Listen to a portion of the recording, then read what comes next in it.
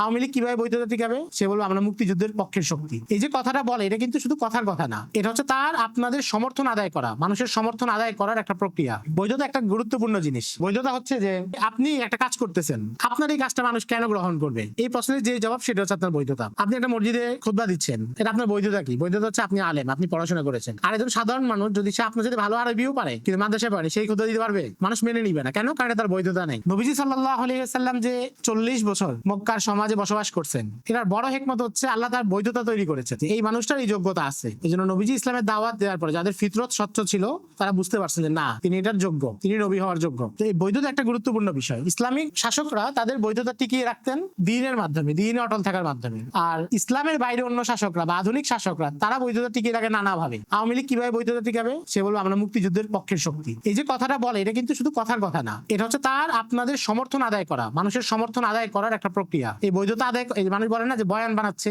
Narrative বানাচ্ছে। Narrative কেন বানাইতে হয়? কারণ ন্যারেটিভ আপনাকে বৈধতা দিবে। ফেরাউন বারবার কি বলছে যে মিশরের রাজত্ব কি আমার না, আমার নিজ দিয়ে কি নহর প্রবাহিত হয় না? এটা তার কেন বলতে হচ্ছে? যে তাহলে মুসার কথা তোমরা কেন মানবে? আমি তো তোমাদের শাসক। এটা সে নিজের পক্ষে বয়ান বানাচ্ছে। এবং এটা সব আপনি কোরআনের আয়াতগুলো দেখেন বা অন্য শাসকদের ইতিহাস দেখেন, আপনি দেখবেন যে প্রাচীনকালে শাসকরা নিজেদেরকে কি দাবি করতো? যে আমরা অমুক দেবতার সন্তান। কেন? কারণ দেবতার সন্তান মানে সে একটা বিশিষ্ট মানুষ যার আনুগত্য করতে হবে। এই যে এখন যে ভারতে নরেন্দ্র মোদী, সে বহু বক্তব্য আছে, সে কোথাও নিজেকে অবতার বলে, কোথাও নিজেকে ধর্মের রক্ষক বলে। সে রাম মন্দির কেন বানাই দিয়েছে? সে কি খুব ধার্মিক হিন্দু? এমন না। তার রাম মন্দির বানাই দিয়েছে তার বৈধতার জন্য, যে তোমাদের ধর্ম আমি থাকতে নিরাপদ। বিজেপি কেন হিন্দুত্ববাদ উস্কে দেয়? কারণ হচ্ছে হিন্দুত্ববাদ যত হিন্দু আছে তাদেরকে সে বুঝায় যে আমি হচ্ছে তোমাদের রক্ষক।